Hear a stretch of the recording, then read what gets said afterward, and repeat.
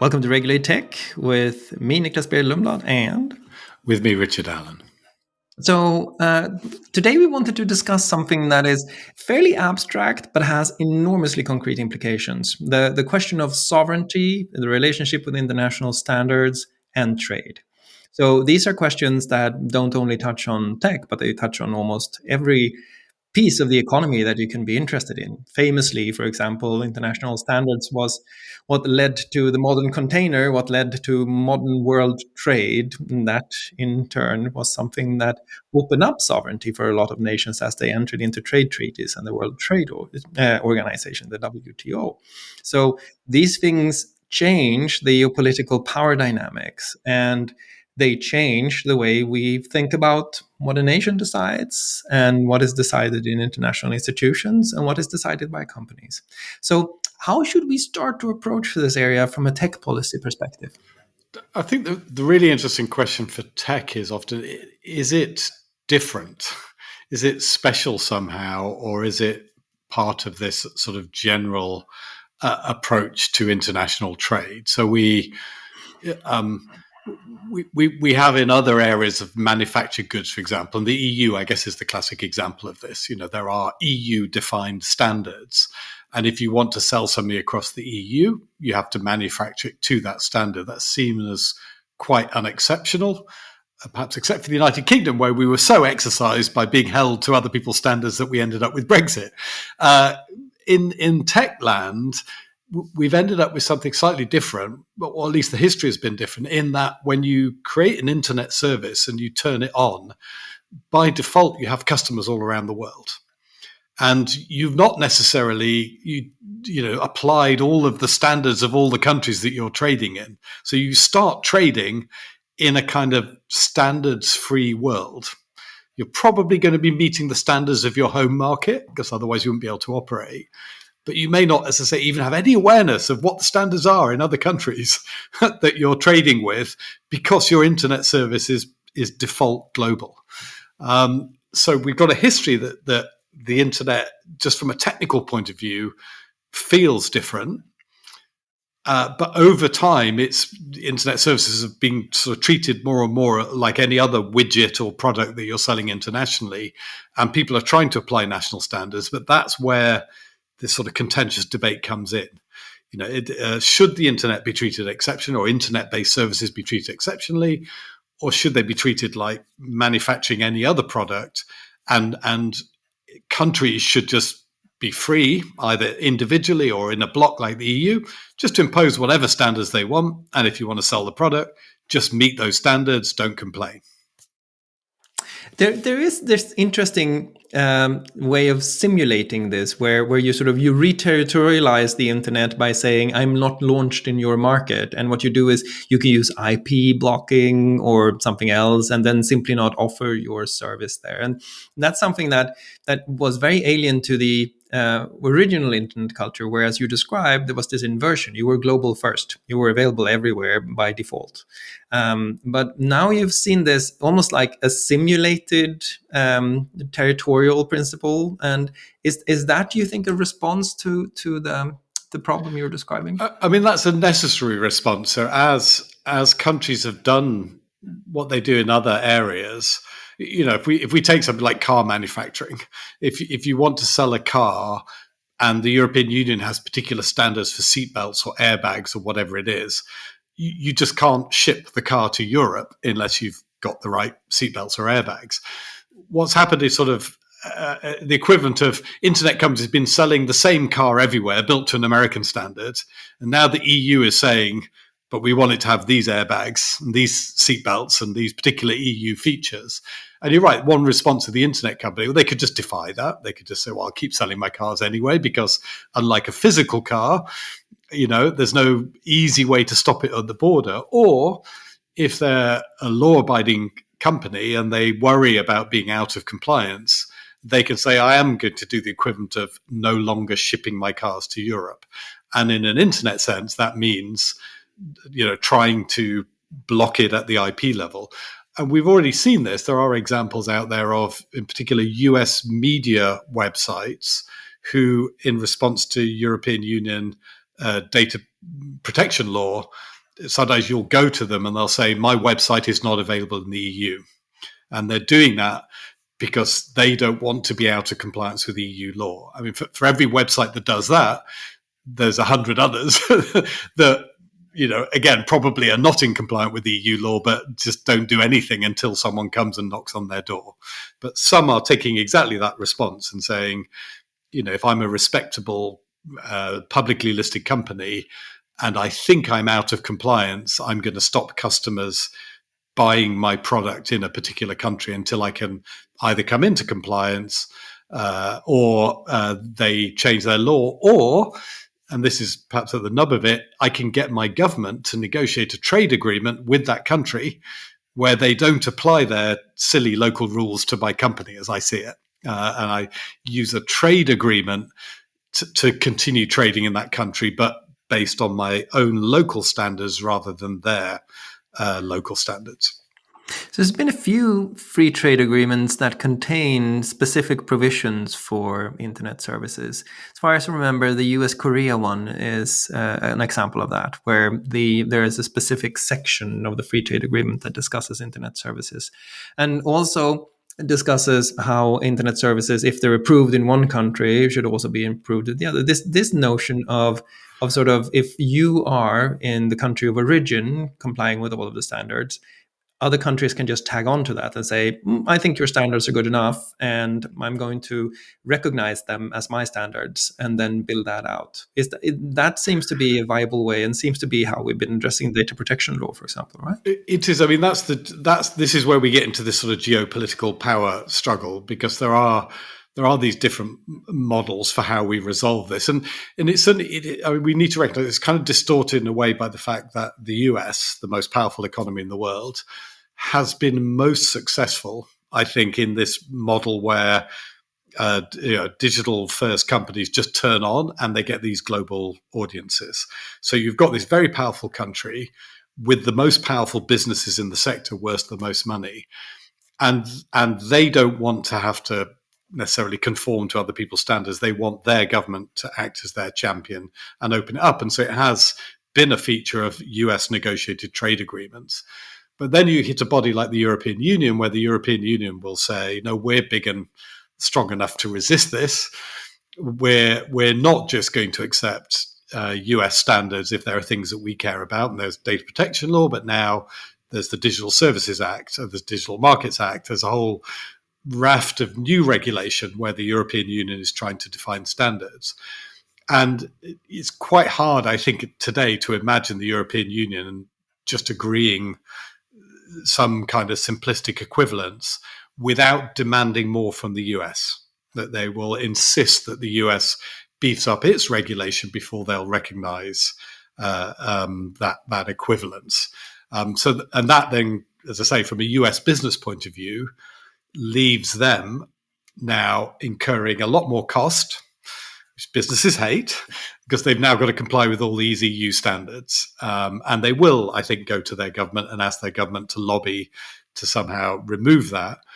I'm not sure how much the business would be happy if the net result of that negotiation is, well, now you need to apply these more expensive, more complicated standards in your home market of the US as well as the EU. I mean, there's a real tension there. Do you want one global onerous standard, or a more onerous standard in some places but not in others? So you have to maintain multiple standards. From a business point of view, none of these are great outcomes.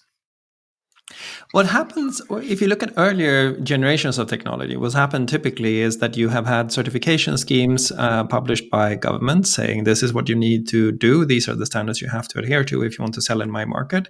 But then there's been this layer built on top of the certification schemes of private companies saying, hey, we'll test your product for you. Just click here if you want to be able to sell in the European Union, in the US, and perhaps in Singapore. And they will then look at the standards that have been published by governments, test against them, and you have a single place where you can test. That hasn't evolved for internet services in the same way it evolved for electrical devices. If you test electrical devices, and to some degree, I think even cars, to take your example, you can find this sort of market of testing services. Do you think we'll see markets of testing services for internet services in the future?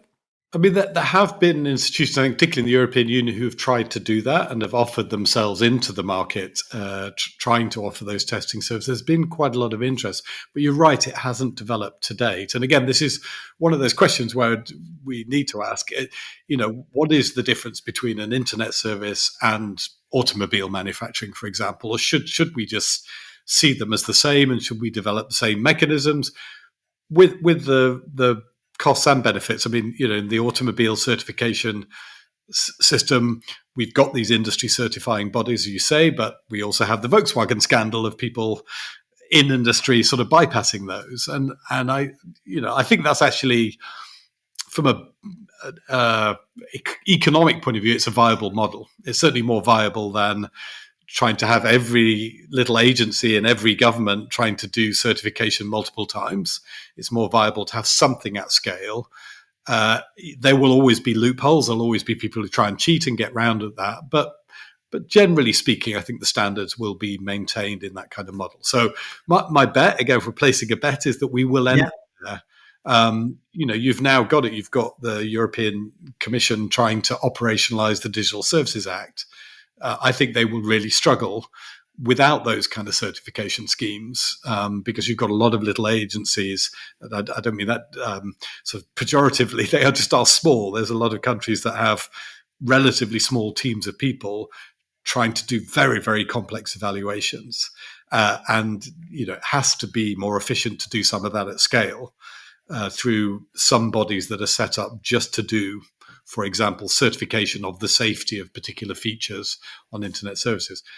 I think in the AI world, they're almost predicting that from the outset, aren't they? The debate, the political debate, is about international AI safety bodies, rather than assuming that we'll end up with national AI safety bodies everywhere, that we'll end up with some kind of international structure, although what that structure looks like is still to be determined. Well, you can imagine this evolving in two different ways. You can say in the AI space, it will evolve into a lot of fragmented national testing centers where you have to test in every single country you want to provide your services. The other is you can imagine very broad regional certification standards and then a private layer of markets that offer safety tests for those AI services or products. It's probably the better version for several different reasons. One is, of course, that you get a single point of contact. So if you want to provide an AI product or an AI service, you can go to one of these testing companies, and hopefully there's some degree of competition between the different testing companies. The other thing is that a private testing company can actually assume some level of liability for its tests, thus providing some level of clarity. Because otherwise, the risk you're taking when you're entering a market is that you can never get positive. Well, never is a strong word, but it's hard to get positive guidance from a regulatory agency that everything that you're doing is lawful. It's hard to find the regulatory agency that's ready to say, if you're doing all of this, you're clear, you're good, and give you that sort of carte blanche, because they don't know exactly how the technology will be used, and quite rightly would then reserve the right to sort of further analyze consequences. But a private certification company, however, can provide a little bit more clarity with perhaps insurance solutions or some kind of liability attached to the certifications that they do on the basis of the standards issued by governments. So I do think that could be a really interesting model. We don't know where it's going to head in the AI space. I think it's fair to say that we're sort of in this really formative phase right now for artificial intelligence. But I want to take us back to first principles a little bit, because we've sort of assumed from the outset here that governments legitimately can say this internet service shouldn't be available in my territory. But you could turn that on its head, and just for the sake of the argument, you could argue that, well, why shouldn't citizens have the right to enjoy a global set of services offered everywhere? Why shouldn't a European citizen have the ability to read the LA Times? What right do we have to limit access to those services when it seems as if those services could bring a net good to a lot of citizens if they could use them? So what's the theory underlying the notion that within my territory, I will control what kinds of services are consumed? Because the theory that I will control what is a crime and not within my territory, it's really well established. But internet services, is different, as you pointed out in the beginning. So, is Hmm. it quite right to say that you can legitimately also control access to services that can be provided globally? I mean, I think this is where it does get different in the sense that there are some fundamental human rights that are impacted. If you sign up to the fundamental human rights framework, it is arguable that restricting access to an internet service is a bigger sanction or a bigger infringement of those rights than perhaps restricting access to another product. So there are other product services that wouldn't be. But I think this is where we sort of really do hit the rubber in terms of the negotiations. That if a government is asking for reasonable adjustments to a product, so take the car thing. If a government is saying, "Look, in my country, we have determined, particularly if I'm a democratically elected government, we have determined that we want 4 airbags in these places because we've done the analysis and that's what's going to save lives, and we have a mandate to save lives on the road." You would accept that. And I think as a manufacturer, yes, some manufacturers may say, I can't sell into that market because I can't make the cars that way or I can't make a profit on it. But you would have a discussion, reach a judgment.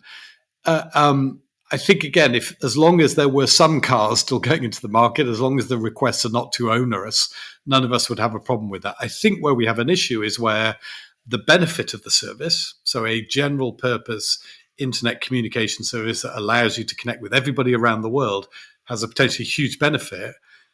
If you weigh that against requirements from a government that are clearly excessive and are potentially acting to infringe on human rights, then you're in a different space.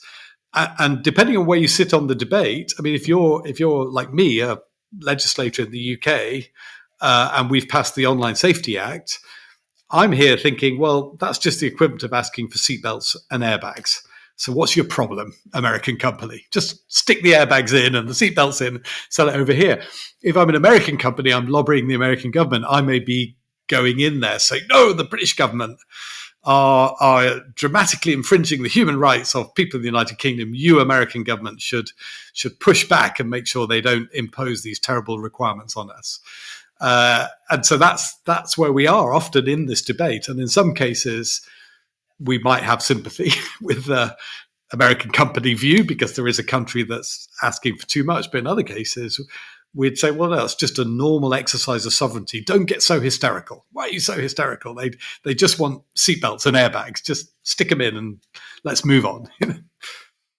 It's the scope of sovereignty that comes into play here, I think. To some degree, a country has, of course, sovereignty over its citizens.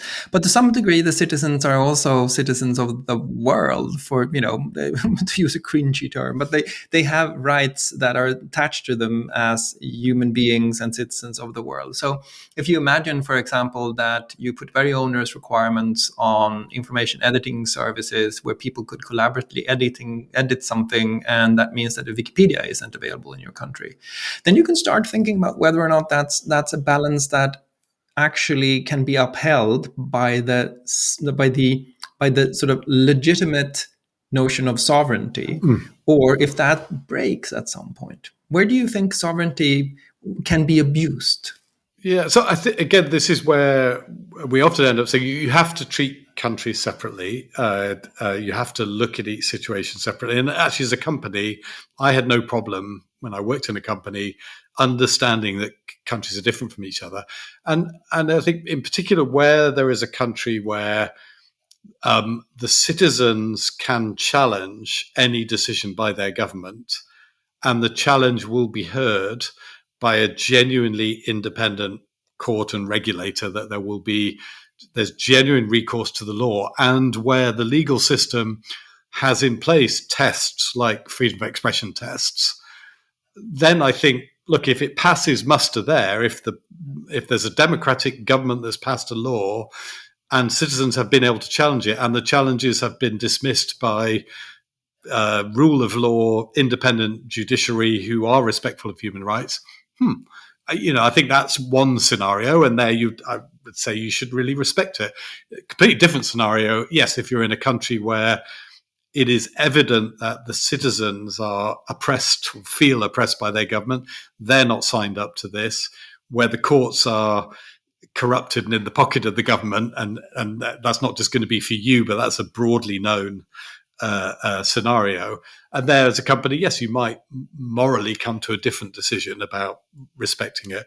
Again, we discussed a couple of weeks ago the Brazil scenario. This is a classic one where I think from a Brazilian government point of view, they're in that first category I described. They've got an independent judiciary enforcing laws that the Brazilian government has chosen, and Brazil's a democracy. And if you listen to Elon Musk as the owner of Twitter X, he's characterizing them as being in the latter category. It's a place where the judiciary is, not to be trusted, et cetera, et cetera. So that's really, in a sense, sort of microcosm of that debate. That one is contested. In some cases, it will be more clear cut. Certainly, I would say, for and I use European Union particularly not because I think it's superior necessarily to Brazil or anywhere else, but because the European Union has this recourse to various fundamental rights instruments. These mechanisms are used quite well. It's not just the national government is not supreme. Actually, the national governments in Europe have ceded sovereignty to a supra-sovereign human rights body. That, in particular, I think does give weight to the idea that if citizens really objected, if the government overreached, there would be a way to strike down the government's overreach. And that gives you an extra level of comfort. So that essentially lays out the mechanism test for legitimate sovereignty, where you're looking at by what mechanism was the government elected, by what mechanism can citizens challenge a decision. Now, that's only one possible ground for determining whether sovereignty is legitimate. You could also imagine that there is a protected class of services that no national government should be able to restrict in absolute terms. So, for example, the Wikipedia, or any kind of free education service, or some kind of communication service that allows you to speak to other people. That there would be a basic category of services that cannot be touched by sovereignty in a legitimate way. And then you can imagine a third basis for sorting out legitimate sovereignty, which would be something like you can only challenge legitimate sovereignty if you have standing. So it can only be done by a citizen, but never by a corporation, because a corporation doesn't have standing in the democratic system in the same way as citizens have. So a citizen would then have to fight the fight that the mechanism test describes in order for this to be done, but the corporation is not the decision maker here. The citizen should be. So you have these different sliding possible grounds for determining if sovereignty is legitimately exercised. And I am intrigued by this question of whether there should be a class of services that should be internationally available by default, and that should be sort of a basic right.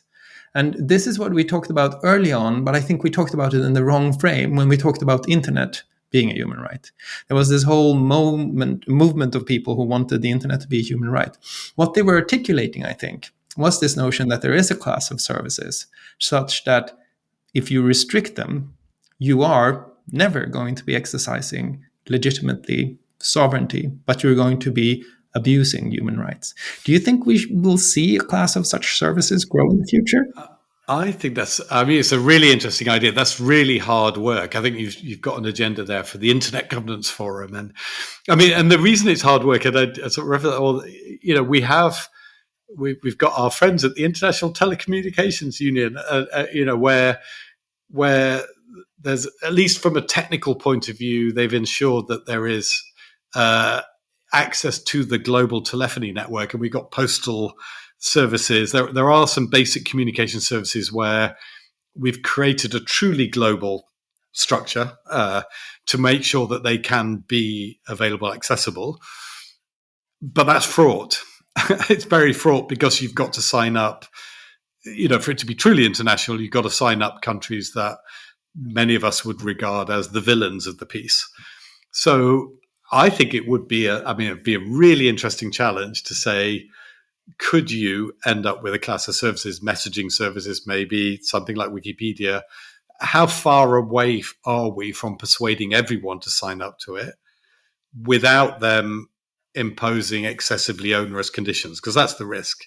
You go into that negotiation and they say, fine, yes, I agree in principle, but in practice, yes, we can have Wikipedia available everywhere as long as you remove the pages that I don't like.